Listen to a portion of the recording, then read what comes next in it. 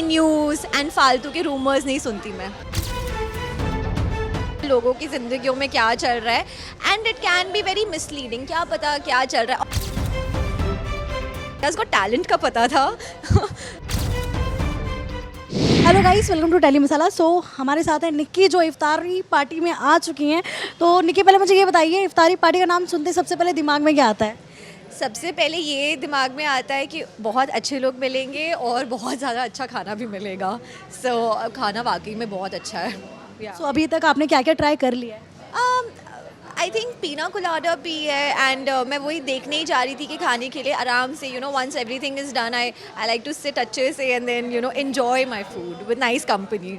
But इफ्तारी का आपको स्वीट पसंद है या स्पाइसी कुछ खाना पसंद है? मुझे चटपटा स्पाइसी, मैं मीठा नहीं, मुझे मीठा इतना अच्छा नहीं लगता, बट एकदम चटपटा खाना बहुत अच्छा लगता है। स्पाइसी, सेवरी, मतलब थोड़ा नमकीन, मीठा मीठा नहीं खाती मैं ज़्यादा।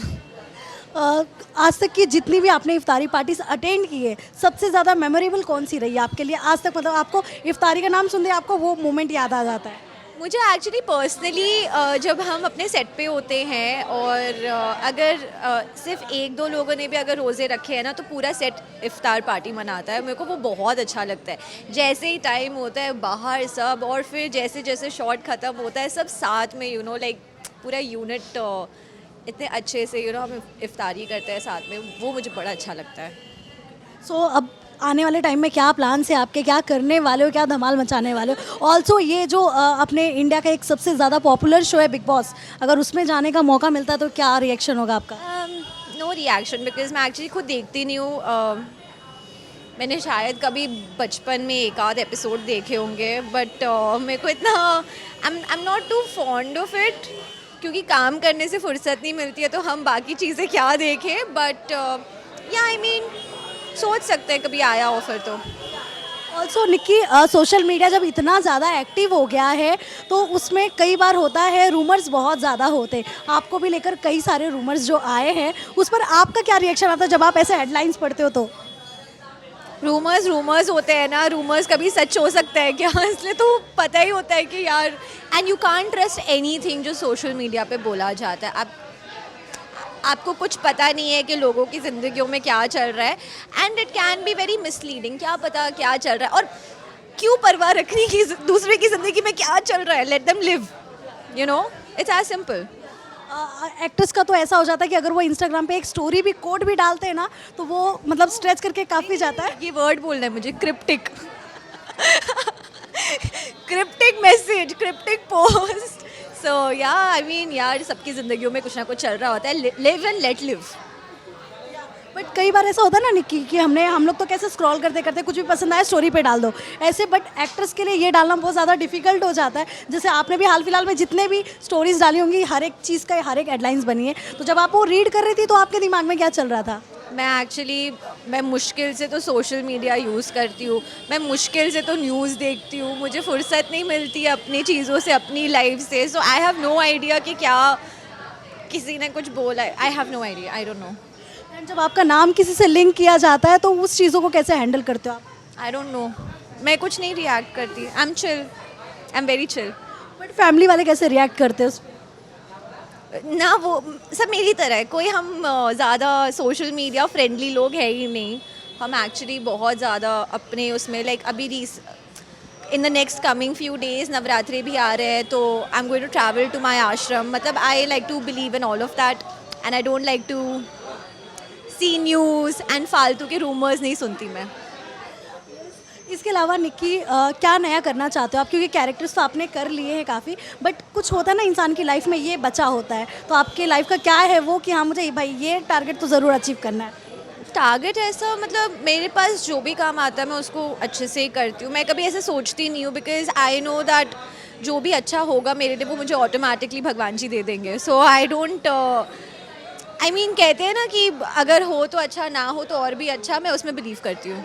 या एंड लाइफ पार्टनर के बारे में क्या ख्याल है आपका? मतलब एक होता है ना कि पेरेंट्स के बाद लाइफ में कोई तो चाहिए होता है कि मतलब जिससे हम अपना जो पेरेंट्स से नहीं शेयर कर सकते एटलीस्ट उससे शेयर करें, तो आपका क्या इस पर ख्याल है? एंड आपकी लाइफ में कोई है या नहीं? दोस्त क्यों होते हैं? दोस्त भी तो दोस्तों से भी शेयर कर सकते हैं ना, भाई बहन होते हैं, ज़रूरी नहीं है कि हर चीज़। आई थिंक हम लोग बहुत ज़्यादा इस चीज़ पे फोकस करते हैं। I don't think it's that necessary.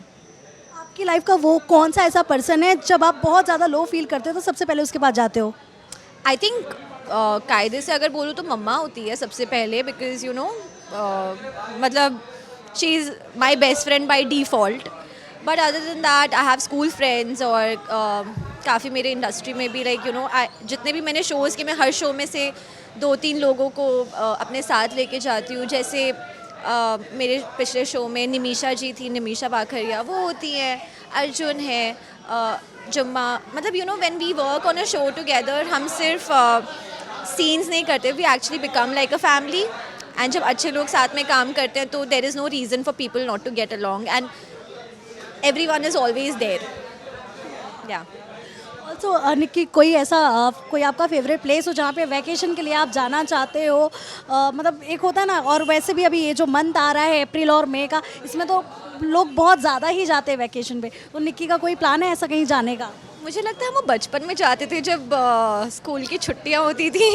But हाँ मतलब अभी तो जब काम कर रहे होते तो छुट्टी मिलती नहीं है। जब काम नहीं कर रहे होते तो ऑब्वियसली बहुत वेकेशंस पे जाते हैं। मैं भी अभी कुछ काफ़ी जगह हिमाचल में काफ़ी जाने लगी हूँ, क्योंकि it's nice. Dharamshala, Dalai Lama is there, and plus हमारी थोड़ी फैमिली भी है, तो इट्स कोई ऐसी नई जगह मुझे मिली एक्सप्लोर करने के लिए। मुझे बहुत इंटरेस्ट है ईस्ट इंडिया, नॉर्थ ईस्ट जो आपका पूरा एरिया है वहाँ जाने में। एंड मुझे लगता है कि बाहर लोग इतना फोकस करते हैं ना, इंडिया के बाहर ये जगह वो जगह। मैं भी पहले बहुत करती थी, लेकिन अभी मुझे इंडिया के अंदर भी एक्सप्लोर करना है। आई थिंक बहुत खूबसूरत जगहें हैं। ऑल्सो निकी, इन दिनों छोटी छोटी चीज़ों को लेकर काफ़ी कंट्रोवर्सीज हो रही है। अभी जो रिसेंटली समय रैना के शो को लेकर जो कंट्रोवर्सी हुई थी, उस पर आपका एज अ ऑडियंस अगर मैं जानना चाहूँ तो क्या पॉइंट ऑफ व्यू है? क्या मतलब वो जो चीज़ों को इतना ज़्यादा खींचा गया, क्या वो सही था? मुझे आइडिया नहीं, क्योंकि मुझे पता भी नहीं कौन सा शो है। मुझे आई हैव नो आइडिया। मुझे इंडियाज़ गॉट टैलेंट का पता था but I don't know, so I have no opinion on it. Thank you so much Nikki. And क्या नया प्रोजेक्ट आ रहा है आपका, वो भी बताते जाइए। होपफुली आप लोग मुझे बहुत जल्दी स्क्रीन्स पे देखोगे। I am waiting to be back. अभी काफ़ी लंबा टाइम हो गया है, एंड वही होता है ना, जब आप कोई प्रोजेक्ट इतने टाइम करते हो तो थोड़ा रेस्ट लेना, because it's a healthy lifestyle balance. And अभी काफ़ी टाइम हो गया है। I am hoping to be back very soon. Thank you so much Nikki, and all the best.